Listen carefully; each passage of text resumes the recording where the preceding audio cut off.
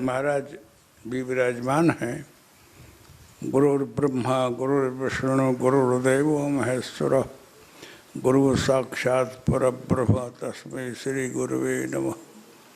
बंदो गुरुपद पद्म परागा सुरुचि सुवास सरस अनुरागा।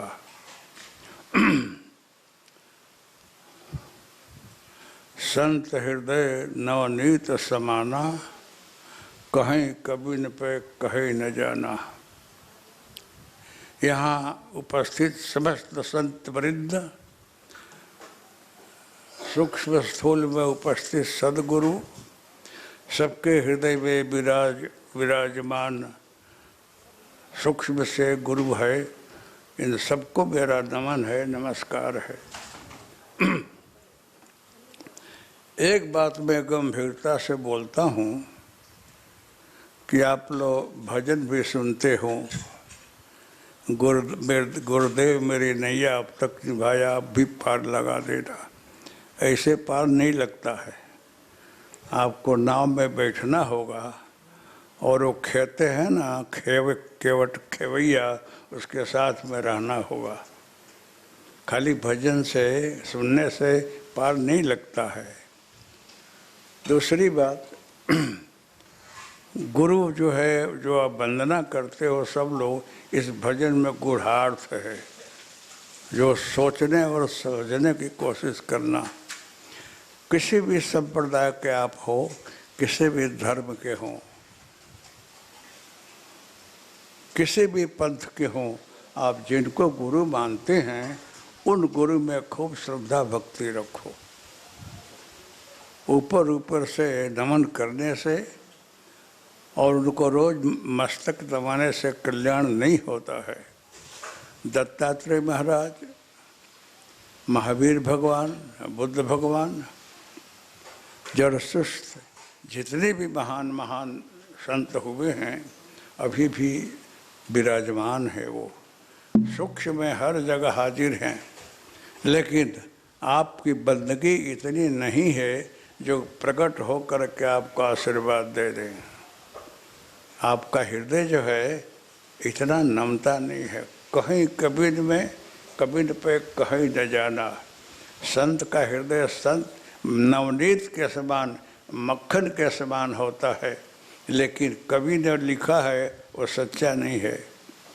मक्खन जो है ताप लगने से पिघल जाता है, उसको ताप लगता है तो पिघलता है, और संत जो हैं दूसरे को कष्ट देख करके पिघल जाते हैं। उनका हृदय इतना कोमल होता है, इतना दयाद्र होता है कि दूसरे को कष्ट को देख करके उनका हृदय पिघलता हो, वो संत है, वो गुरु है। गुरु हमेशा दयालु होता है। निज दुख गिरिसम रज कर जाना। अपने पहाड़ जैसा कष्ट को वो छोटा समझते हैं और अपने भक्तों को कष्ट को बड़ा समझते हैं।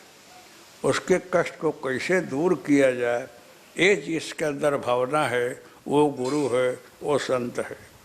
दूसरी बात ये है, जो अखंड गुरु सर्वत्र व्याप्त है, मैंने ही सुना रहा और पढ़ा भी रहा। मेरे मन में रहा कि भगवान दत्त प्रकट हो, आशीर्वाद दें। साथ ही साथ मैं गुरु तत्व की बंदगी करता रहा। जो व्याप्त गुरु तंत्र तत्व है, अखंड व्याप्त है, आकाशोत है, साक्षात परब्रह्म है, उस गुरु को मैं पाना चाहता रहा। इसके लिए बरसोक्त साधना की। इस जंगल में, गुफा में, सोने को नहीं, खाने को नहीं, ओढ़ने को नहीं, लेकिन दिन रात बंदगी करता रहा, क्योंकि उनको हमको पाना रहा। हमारे अंदर कोई भेदभाव नहीं था। जिसके अंदर भेदभाव हो, सांप्रदायिकता हो, छोटा बड़ा हो, उसको कुछ नहीं मिलता है। आप चाहे क्रिश्चियन हो, बौद्धिस्ट हो, जैनी हो, शैव हो, वैष्णव हो, जिसके अंदर ये अलग अलग विभाजन है, एक दीवार खड़ी है, उसको कुछ नहीं मिलता है। जिसके अंदर समता हो, समत्व हो, सबके अंदर वो एक ही तत्व देखता हो, सबसे प्यार करता हो, उसको कुछ मिलता है। सांप्रदायिकता जो है ये देश को विभाजित कर दिया है, बंटवारा कर दिया है। आप लोग उस तत्व को समझते नहीं है, इसलिए अलग अलग खिचड़ी पका रहे हैं। मैं अपना अनुभव बता रहा हूँ कि जब सदगुरु मिल रहे हैं उसके पहले कुछ प्रकाश दिखाई पड़ रहा है। गोला आया 3, एक हुआ। बोलते हैं कि ब्रह्मा विष्णु महेश का ये स्वरूप है। दूसरी भाषा में सत्य और तम है। अंग्रेजी में इसको ट्रिनिटी बोलते हैं। दोनों इकट्ठा होकर के एक ही बनता है, वही सदगुरु है। जब मैंने देखा तो शायद सृष्टि के कोई सिद्ध की कोई देव बाकी न हो जिनको मैं नहीं देख रहा हूँ आकाश में। ब्रह्मा, विष्णु, महेश, महावीर भगवान, बुद्ध, जरथुस्त्र, सृष्टि के जो मैं पहचानता नहीं रहा वो सभी देव दिख रहे हैं और सदगुरु तत्व पर पुष्प वृष्टि कर रहे हैं। बोलते हैं कि महाराज आप ठीक साधना किए हो, हम सब एक ही हैं, देखने में अलग अलग लगते हैं। सोना अगर बुश में डाला जाए तो मूर्ति अलग अलग बन जाती है।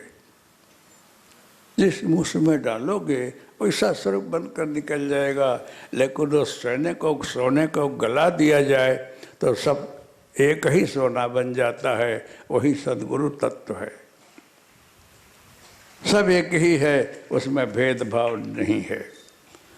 और आप इस मंत्र को बुलाओगे, हरिओम मतलब जो व्यापक ब्रह्म तत्व है, तत् अंगुलिया निर्देश है कि वो जो सच्चा है, हे गुरु सच्चाई की तरफ मुझे ले जाओ, सच्चाई की जयकार हो।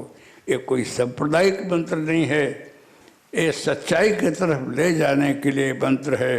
एक ही तत्व है ये, इसको आप बुलाकर ध्यान में बैठाओगे और जिसका जो इष्ट होगा वही दिखाई पड़ेगा।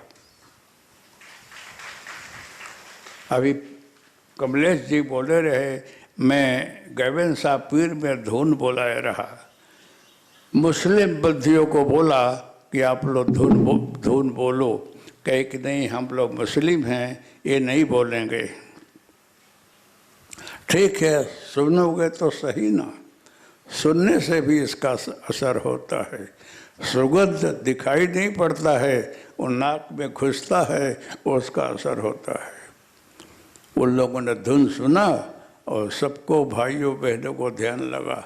मैंने बोला ईमानदारी से कुछ बोलना कि आपको क्या दीदार हुआ, और सब लोग बोलने लगे कि अल्लाह, खुदा, पीर, पैगंबर, गोविंद साहब पीर वगैरह सब दिखाई पड़े। हम लोगों को ऐसा अनुभव कभी नहीं हुआ रहा। एक गोविंद साहब पीर में प्रवीण भाई त्रिवेदी उस समय कलेक्टर रहे, इन्होंने आयोजन किया रहा और वहाँ मैं धुन कराया रहा। लंदन में गया, वहाँ हमको बुलाया गया रहा। जैन संप्रदाय के लोग आए रहे, वो बोले हम लोग सातों संप्रदाय इकट्ठे हुए हैं और आज धुन करके बैठ रहे हैं। हम सबको महावीर भगवान, चक्रेश्वरी माँ, पद्मावती माँ, पारसनाथ जी सबकी झांकी होती है, इसलिए हम लोग बहुत खुश हैं। ये बहुत अच्छा तत्व है, करना चाहिए। यहाँ तक कि अमेरिका में बुलाया रहा तो वहाँ एक जैन सेठिया रहा, वो खड़ा होकर बोला कि आज मैं धन्य हो गया, मैं पाली तनाजा आया, बहुत दिन का संकल्प रहा, आज दर्शन हो गया, सपरिवार गया रहा, आज महाराज मेरा कल्याण हो गया। हम क्या मुफ्त में कल्याण नहीं होता, कुछ दक्षिणा धर दे, यहाँ आने जाने में प्लेन का खर्चा तो लगे ना, तो कुछ धर परमार्थ में। तो हंसने लगा। मैंने बोला आपको कुछ चाहिए नहीं, लेकिन तेरे को समझा रहा हूँ। बहुतों को दर्शन करा कर आया हूँ, अभी मैं जिंदा हूँ, स्थूल शरीर में हूँ। अभी भी कोई संप्रदाय के लोग हमको किसी मंदिर में, मस्जिद में, गुरुद्वारा में बुलाए तो अभी अनुभव करने को तैयार हूँ। लेकिन मैं चला जाऊँ स्थूल शरीर छोड़ करके, तब कुछ मत बोलना। जहाँ बोले मैं आने को तैयार हूँ। ये सच्ची बात बताने के लिए कि हरिओम तत्सत क्या है। डॉक्टरों के बीच में अमेरिका में अनुभव करा है तो डॉक्टर जो बोलते हैं कि अद्भुत है। We feel so many peace now, what is the Hari Om तत्सत जय Gurudatta, we can't explain. Hari Om तत्सत में इतनी भी शांति मिलती है, हम लोग कह नहीं सकते, इतना अनुभव हुआ है वहाँ। तो मेरा कहना क्या है कि भेदभाव छोड़ करके, कोई क्रिश्चियन हो, जैन महात्मा हो, वैष्णव हो, कोई भी हो, सबका अधिकार है भगवत भक्ति का, सबका अधिकार है प्रभु उपासना का। जो बहुत पढ़े लिखे नहीं हैं, जिनको शास्त्र का ज्ञान नहीं है, पुराणों का ज्ञान नहीं है, वो लोग विरोध करते हैं। जब दैत्यों ने, राक्षसों ने भी शिव की उपासना की है, राक्षसों ने की है, भील ने किया है, किसको अधिकार नहीं है भगवान की भक्ति का। लेकिन विरोध में कोई कुछ नहीं लगता है। विरोध कर देना अलग बात है। उनको शास्त्र को बांचना चाहिए और समझना चाहिए।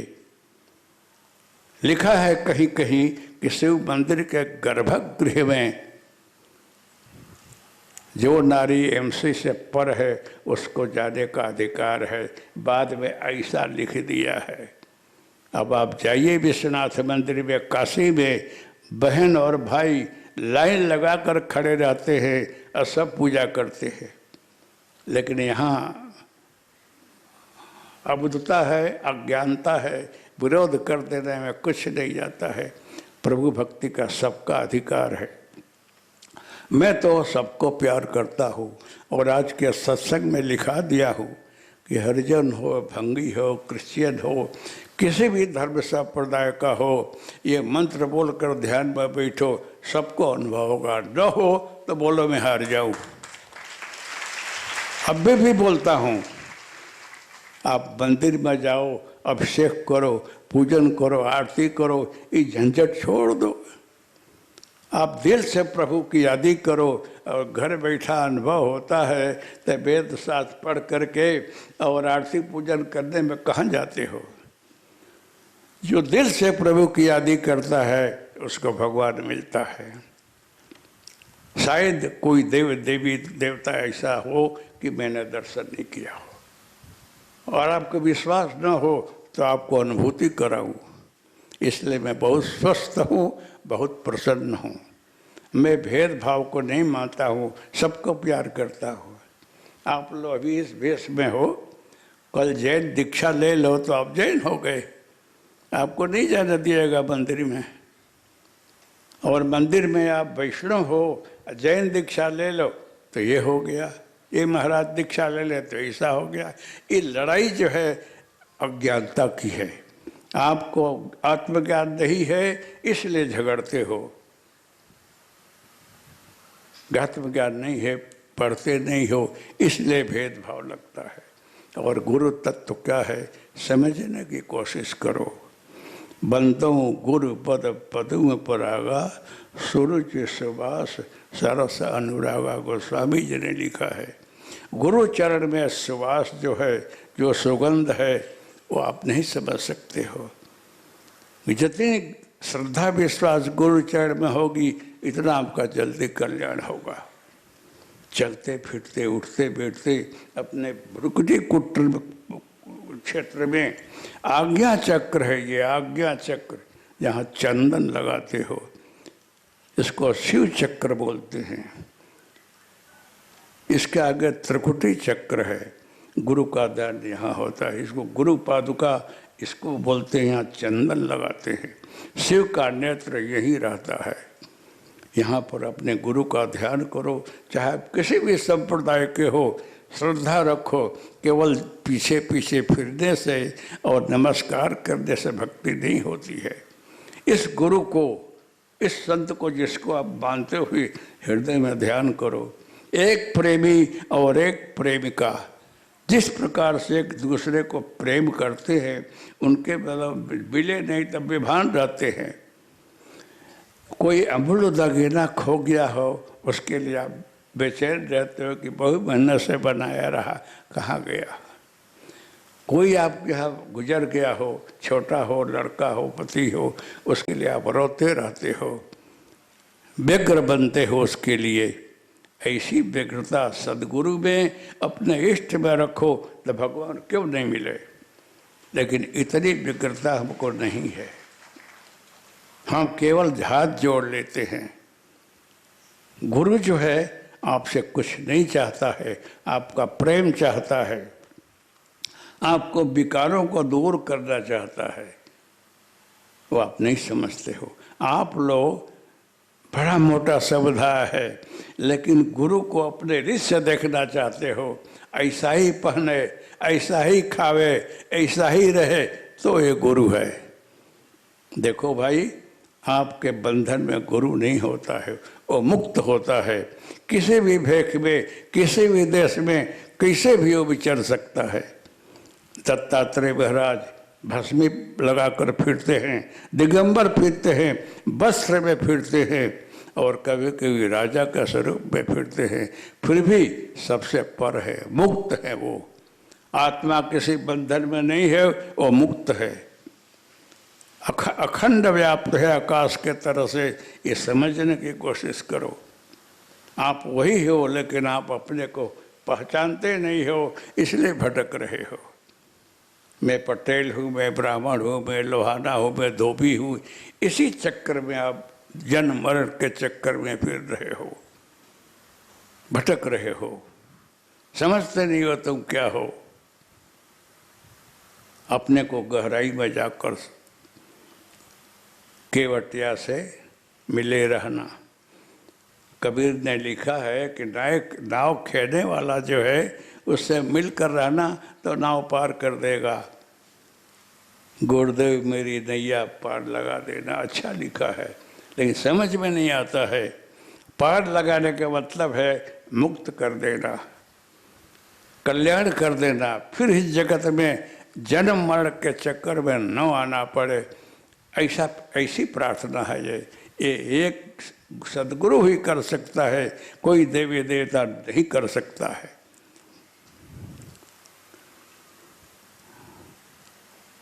कोई देवता का अधिकार नहीं है, गुरु का अधिकार है। ये सत्ता इसको दी गई है। भारत का प्रधान हो ना, और यहाँ सुप्रीम कोर्ट है, वो कुछ सजा कर दे तो राष्ट्रपति छोड़ा दे। वो जीवन दान की अर्जी करो तो आपको चाहे तो फांसी से छोड़ा दे, लेकिन भारत का प्रधान का अधिकार नहीं है। सुप्रीम ने सजा कर दिया, आगे उसका कोई अधिकार नहीं है। लेकिन राष्ट्रपति बोले कि इसको मुक्त कर दिया जाए तो छोड़ दिए जाओगे। ऐसे ही ये महाराज है, सदगुरु है। वो चाहे तो आपको किसी भी कष्ट से, दुख से पार कर दे, कोई बंधन नहीं रखेंगे। लेकिन ऐसी आपकी भक्ति होनी चाहिए, इतनी आपकी साधना होनी चाहिए जो आपको छुड़ा दे। चलो फिरो, लेकिन हमेशा आपके हृदय में और यहाँ पर सदगुरु दिखा करे, आपके हृदय में वो बैठा रहे, तो आप कहीं भी जाओ, कुछ भी करो, आपकी सुरक्षा करेगा वो। बुलेट प्रूफ कपड़ा पहनकर जाओगे, कोई मशीन गन की गोली नहीं लगती है। अगर हृदय में अगर सदगुरु विराजमान है, हमेशा स्मरण चल रहा है, तो आपको कोई तकलीफ नहीं पड़ेगी। सारी उपाधि व्याधि से आप दूर रहोगे। आपका कोई यंत्र मंत्र तंत्र किया हो, जादू किया हो, लेकिन सदगुरु का स्मरण रहे, उनके दिए हुए मंत्र का स्मरण रहे, तो आपको कोई यंत्र मंत्र तंत्र लागू नहीं पड़ता है। इसलिए आप भ्रम में आकर के, टोना जादू में पढ़ करके किसी उआ भुआ के चक्कर में मत पड़ना।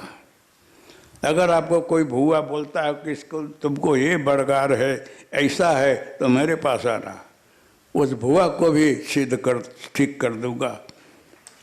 वो कुछ नहीं आता है, इसलिए आपको ठग रहा है, बेवकूफ़ बना रहा है। जहाँ सदगुरु की कृपा है वहाँ कुछ लागू नहीं पड़ता है। इनकी कृपा, इनका व्रत रहस्य जो है बस है। इसलिए गुरु पूर्णिमा है। गुरु पूर्णिमा के दिन गुरु की असीम कृपा बरसती है। और ये पूर्णिमा है, आषाढ़ी पूर्णिमा कहे जाते हैं। ये पूर्णिमा से चातुर्मास शुरू हो रहा है। समझे आप लोग? सभी संप्रदाय के साधु संत पूर्णिमा करते हैं। क्यों? कि बरसात का समय है, 3-4 महीना पानी पड़ता है। जहाँ घास नहीं होगा, उसर होगा, दिखेगा ही नहीं कुछ, वहाँ पानी पड़ने के बाद वहाँ भी घास उगने लगेगा। कृषक लोग जो है अपने खेत में जब आलतू फालतू घास निकलता है उसको निकालते हैं। इस महीने में विघ्न बाधाएं भी आती हैं और गुरु कृपा भी बरसती है। जब गुरु कृपा होती है, अमोघ कृपा होती है, असीम कृपा होती है, तो आपका कल्याण होने लगता है। मंद, तीव्र, तीव्राति तीव्र, 3 प्रकार की कृपा होती है सदगुरु की। मंद, तीव्र, तीव्राति तीव्र। इसलिए सदगुरु जो है जब कृपा करते हैं तो आपके हृदय क्षेत्र में अनेकों जन्म का जो विचार है, शुभ अशुभ कर्म है, वो खिलने लगता है, उगता है, और गुरु उसको नष्ट भी करते हैं। गुरु कृपा सरल नहीं है। हिम्मत रखोगे तो कृपा होगी। कृपा रूपी वृष्टि जब होती है तो हृदय के अंदर अनेकों शुभ अशुभ कर्म जो है उगने लगते हैं।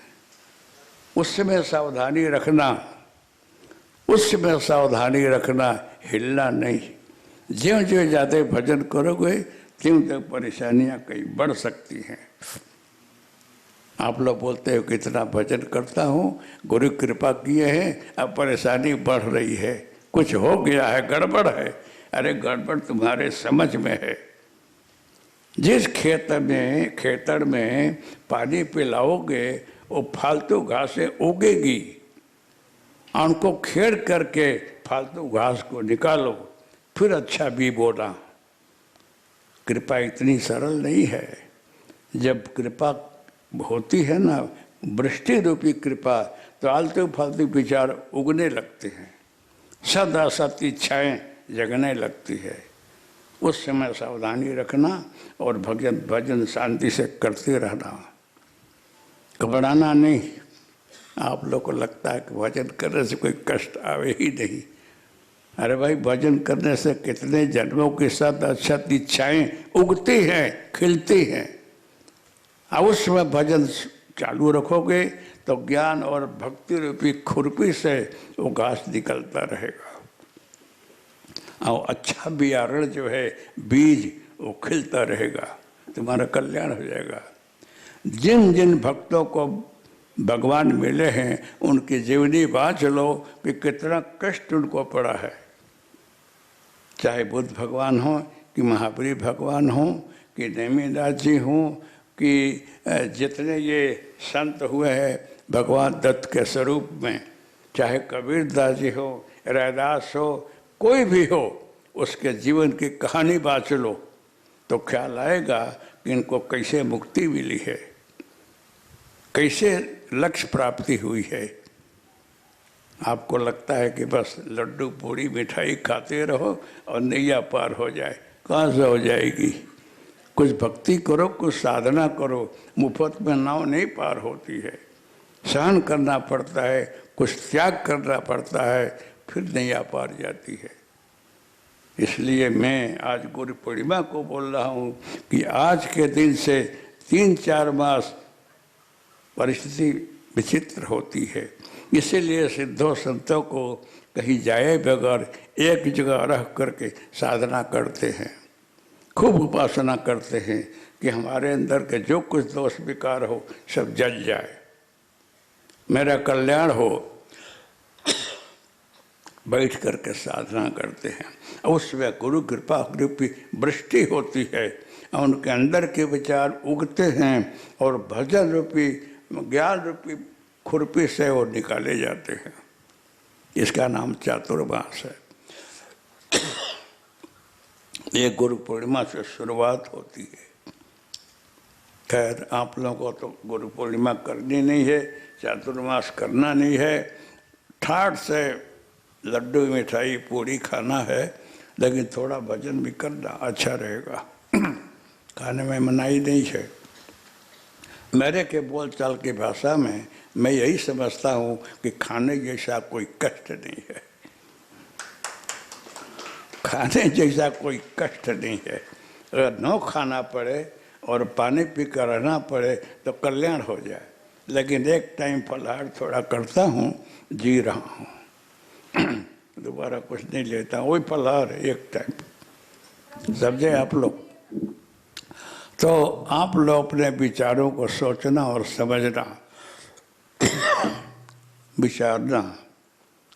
चातुर्मास आ रहा है, इसमें कोई भी संत हो आपके यहाँ, उसकी सेवा करना, लेकिन अमुक भेखधारी जो गुरुमुख नहीं है और जो गुरु की अवज्ञा में नहीं है, मात्र खाने पीने फिरने के लिए निकल रहे हैं, वो अच्छे नहीं हैं। भेख का मतलब है सद्गुरु की प्राप्ति, लक्ष्य प्राप्ति। आप भजन करोगे तो अन्न इच्छिता वहीं बरियाई। भजन करने से जो चाहिए अपने आप आता है, ऐसा हाथ लंबा नहीं करना पड़ता है। मैं जिंदगी में ऐसे कभी नहीं किया हूँ कि हमको कुछ दे।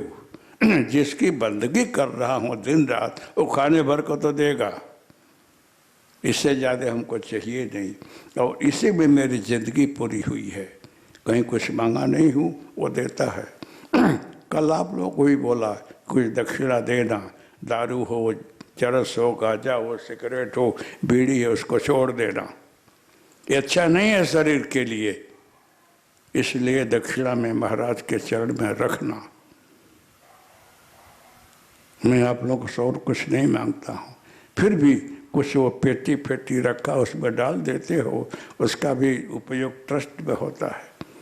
पहले कुछ लोग आते रहे तो बोलते रहे कब्र बापू को देना, तो बहुत घटना घटी है कि वो कब्र कहीं चला जाता रहा, तो उसके बाद भक्तों ने एक पेटी रख दिया कि इसी में बापू का है, इसमें डालना है। 2 पेटी रखने की जरूरत नहीं है, ट्रस्ट बस है। फिर भी लो रख दिया है, रख दो, लेकिन मैं आप लोगों को चाहता हो उस पेटी में आप लोग समा जाओ, बस है। आप लोगों को प्यार करता हूँ मैं, और आप लोगों का कल्याण हो, यही मेरा फर्ज है। यही संत ही है, जितने भी अच्छे संत हैं आपका भला और कल्याण सोचेंगे, वही संत है। लेकिन वो कुछ मांगता नहीं है, मैं इससे दूर रहता हूँ और बहुत श्रद्धा भगवान में रखता हूँ कि जो सारी स्थिति को चला रहा है वो करेगा। यहाँ बोलते हैं कि बापू एक ध्यान हॉल आपसे नहीं बनता है, हमके मेरे हृदय में इतना विशाल है कि सारी दुनिया है, ये ध्यान हॉल बनाना मेरा काम नहीं है। ईंटा पत्थर काकड़ा ले आओ, पैसा मांगो, मेरा काम नहीं। तुमको बैठना हो, पानी पड़ता है तो बना लो, मैं तो धुन करा करके ध्यान में बैठाऊंगा। 1 माइल तक बैठेगो तो ध्यान लगेगा। ध्यान हॉल में बैठो कि ना बैठो, इसमें क्या, ये काम आपका है। इसलिए अब लोग तैयार हो रहे हैं कि ध्यान, पैसा आपके पास बहुत है, लेकिन पिकनिक में जाओगे और कहीं खर्चोगे, लेकिन अच्छे काम में नहीं खर्चोगे। ये सद्बुद्धि ईश्वर नहीं देता है, लेकिन बुद्धि तन मन धन उसको बोलते हैं जिसका सदुपयोग हो, अच्छे मार्ग में जाए, जिसमें सबका कल्याण हो। संत लोग इसीलिए विचरते फिरते हैं। तो मेरा कहना आप लोगों के लिए यही है कि आज के दिन चित्त शुद्ध करके भगवान के चरण में नमन करो और हृदय में इनको रखो। केवल ऐसा हाथ जोड़ लेने से, मस्तक नवाने से कुछ नहीं होता है। बुलवाते हैं मोबाइल लेकर, ऐसे पिक्चर खींच लेते हैं और फोटो खींच लेते हैं। क्या फ़ायदा? ये फोटो कहीं गल जाएगा, पड़ जाएगा, ठिकाना बगैर होगा। कुछ लोगों को मिलते हैं कि बापू मैं तो हृदय में रखता आपका अच्छा है, जो बापू पाकिट निकाल कर सब बताते हैं कि पाकिट में रखा हो, आपका अच्छा है, हृदय में नहीं समाता हो तो तुम थैली में रखते हो, ऐसे बताते हैं। देव बापू पाकिट में रखते, पर्स में रखते हैं, हृदय में रखना। बापू तुम्हारा फोटो ले छे, आपको फोटो खवाई जैसे तुम्हारे नेत्र रूपी कैमरा से फोटो खींच कर तो हृदय में बैठा हो तो कभी खोएगा नहीं, लेकिन ये आता ही नहीं है। ये फोटो खींचना आता ही नहीं है। सब लोग ऐसे करके खींच करके खिस्सा में रखते हैं। मैं कभी कैमरा नहीं रखता हूँ और मोबाइल भी नहीं रखता हूँ खींचने वाला। मैं जिसको प्यार करता हूँ, चाहे दत्त हो, राम हो, कृष्ण हो, महावीर हो, बुद्ध हो, उनके हृदय में रखा है। कोई भी आएगा बोला आप बताओ तो मैं बताता हूँ कि देख ले है कि नहीं। हनुमान जी फाड़ करके राम को बताए तो मैं हृदय तो उस भाषा में नहीं समझता हूँ, लेकिन जब ध्यान में बैठाऊँगा तो को दर्शन कराऊँगा। मैं इतना प्यार से भक्ति करता हूँ, किया हूँ, मुझे बहुत श्रद्धा है। तो आप लोगों को बोलता हूँ कि हृदय में रखो, चलते फिरते नेत्र में भगवान बसा रहे, गुरु बसा रहे, उसका नाम भक्ति है, उसके नाम साधना है। तो बहुत खर्चा करो, खूब खिलाओ, साथ साथ फिरो, हाथ जोड़ो, उसको भक्ति नहीं कहते हैं। फिर भी वो भी है, लेकिन दिल से करो तो हृदय में रखो तो तुम्हारा कल्याण होगा, अन्यथा नहीं। इसलिए गुरु पूर्णिमा को यही बोध है कि आप लोगों के अंदर में जितने दोष विकार है काढ़ो, और इसमें आप लोग करोड़ोंपति लाखोंपति हो, कोई दरिद्र नहीं है। सबके खिस्सा में बीड़ी होगी, सिगरेट होगा, गांजा होगा और गुटखा बोलते हैं ना, गुटखा होगा, और खाने के बाद कैंसर होता है, पेट में गड़बड़ होता है, फिर भी आप लोग छोड़ोगे नहीं। नोट काढ़ोगे, लो बापू, अरे भाई नोट नहीं चाहिए मुझे, तू चाहिए, तेरा प्यार, तेरी भक्ति चाहिए, तेरा कल्याण चाहता हूँ। जिसे तेरे तबीयत बिगड़ रही है उसको छोड़। तो मैं बोलूँगा कि कितने लोग दारू पीते हैं, हाथ नहीं उठाएगा, बेइज्जती हो जाएगी ना, बोलेगा नहीं। और यहाँ आकर बोले अब छोड़ूंगा, क्या छोड़ोगे। यहाँ जाएगा, रात में उनकी महफिल बन जाती है 10 बजे। इससे फायदा नहीं है, इससे शरीर बिगड़ता है। आप लोग हो सके तो आज जाहिर में आकर के दारू छोड़ो और मटन छोड़ो, लट्ठा छोड़ो, गुटखा छोड़ो, लेकिन ये नहीं जाता है। उसको छोड़ो तो तुम मानुष बनोगे और भक्ति कर सकोगे। किसी भी व्यसन के अंदर आसक्त मत बनो, भगवान में आसक्ति रखो, सद्गुरु में आसक्ति रखो, और किसी भी संप्रदाय का कोई संत क्यों ना हो उसको मैं मान देता हूँ, आप भी ऐसा सीखो। मेरे अंदर कोई भेदभाव नहीं है, उसके अंदर वही आत्मा है जो मेरे अंदर है, जो आपके अंदर है। नहीं समझते हो तो झगड़ते हो, झगड़ो। लोग बोले कि हरिओम तत्सत अगर भगवान की तरफ से आया होगा तो दत्त टूक पर ध्यान लगा तो मैं मानूँ। हम कह जाओ, वहाँ ज़्यादा ध्यान लगा, और कहीं बुला लो, वहाँ भी ध्यान लगेगा। अगर मैं सच्चा हूँ, सही हूँ, कुछ कपट नहीं रखता हूँ तो सब बात ठीक होगी। इसलिए आप लोगों से मेरा नम्र निवेदन है कि भेदभाव मत रखो, सद्गुरु को, भगवान को हृदय में रखो। चाहे कैसा भी आप पूजा करते हो करो। आप लोगों को शास्त्र का बहुत ज्ञान नहीं है, इसलिए आप झगड़ते हो।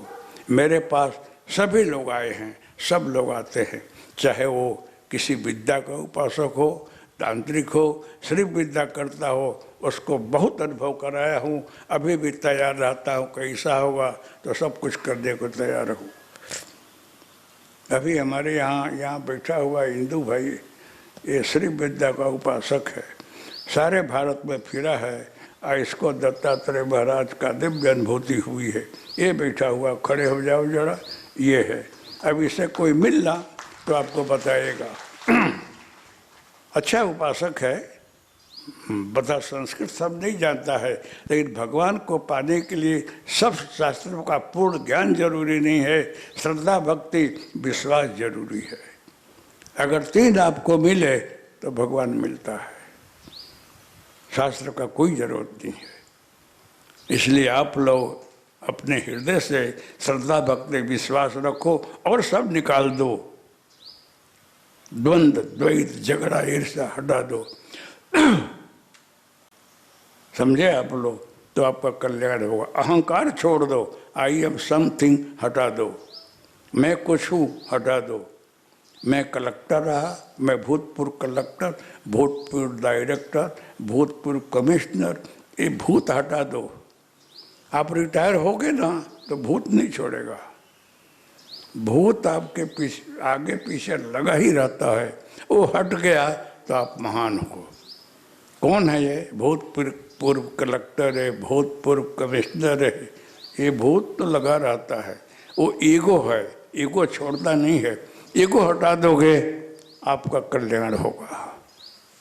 सरल बन जाओ और सोच लो कि मैं सहज हूँ। सहज जब जन्म आपका हुआ है तो कुछ नहीं रहे हो, वही आज हो।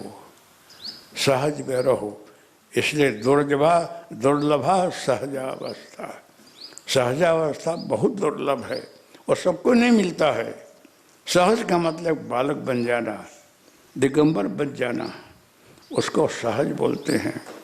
कपड़ा निकाल करके दिगंबर होकर फिरो, वो दिगंबर नहीं कहते हैं। दिख वो अम्बरह दिगंबर, दिशा जिसका वस्त्र बन जाए, इतना निखाली सोच हो जाए एक बच्चे के तरह से, सारी दुनिया से पर हो जाए, उसको दिगंबर बोलते हैं। कपड़ा निकाल कर फिरने से दिगंबर नहीं हुआ जाता है। महावीर भगवान दिगंबर रहे, उनका वस्त्र ऐसे ही चलते चलते निकल गया और ध्यान में बैठकर आत्मज्ञान प्राप्त किए, निर्वाण पाद प्राप्त किए। ऐसे ही बुद्ध ने भी, इसलिए वो दिगंबर बने नहीं, सहज में हो गए, उनकी अवस्था ऐसी हो गई। ऐसा तुम भी बनो, एक बालक एक दिगंबर एक जैसे होते हैं। सरल निखालस बनोगे, बदल जाओगे। खैर, ये सुनने से एकाएक नहीं आता है, अभ्यास करना पड़ता है। आप भगवान को और सदगुरु को दोनों को हृदय में रखोगे, कल्याण हो जाएगा। चाहे ये महाराज बैठे हैं कि ये महाराज ये बैठे हैं, इनके शरीर को छोड़ दो, इनके अंदर जो बैठा हुआ है वो गुरु तत्व है। इनका ध्यान करो तो गुरु तत्व अंदर आता है। गुरु तत्व शरीर नहीं है, वो व्यापक ब्रह्म तत्व है। वो इसके मार्फत काम कर रहा है। ट्रांसफॉर्मर है ना, वो लाइन देता है और सब बत्तियां जलती है, वो निमित्त है। तो गुरु तत्व जो है वो सबके अंदर व्याप्त है, किसी के माध्यम से आपका कल्याण करता है। इसलिए उस तत्व को हृदय में ध्यान धारण करो, आपका कल्याण करेगा। अब मैं शाम को थोड़ा बोलूँगा, इतना बोला अब नहीं बोल सकूँगा, तो फिर भी आप लोगों का कल्याण, आप लोगों का मंगल सोचता हूँ। चाहे अंदर रहूँ कि बाहर रहूँ, किसी भी देश में भेष में रहूँ, कहीं भी रहूँ, मैं आप लोगों के साथ हूँ।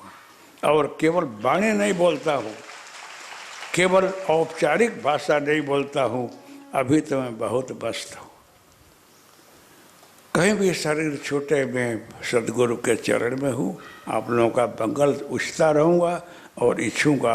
आप भगवान दत्त की उपासना करो, किसी भी गुरु को, किसी भी देव को मानो, वो आपके साथ है और मैं तो उनके साथ ही हूँ।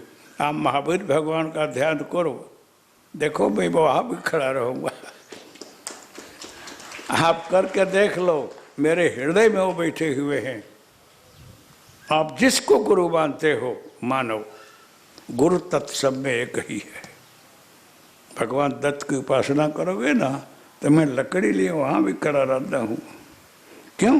कि चौकीदार हूँ वहाँ का, मैं गुरु नहीं बनता हूँ, पूजाता नहीं हूँ और कुछ मांगता भी नहीं हूँ, लेकिन आपका मंगल और कल्याण सोचता हूँ। ऐसे जगह आपको ले जा रहा हूँ जहाँ जाने के बाद कोई शंका न रहे, कुछ बाकी न रहे, सीधा हुआ कल्याण हो जाए। ये ऐसे गुरु हैं कि सीधे किनारा है, ये सदगुरु तत्व है, किनारा है, आपको कहीं अटकने नहीं देगा ये। इसलिए आप लोग मेरे उपदेश में ध्यान रखना। मेरे उपदेश में कहीं भूल होती हो तो निकाल देना, लेकिन सच्ची बात को लेना और अपने कल्याण के मार्ग में चलना। हरिओम तत्सत। जय गुरुदत्ता। जय जिनेंद्र महाराज जी। सदगुरु देव की जय। गुरुदेव का प्रधान संकल्प विश्व कल्याण का रहा।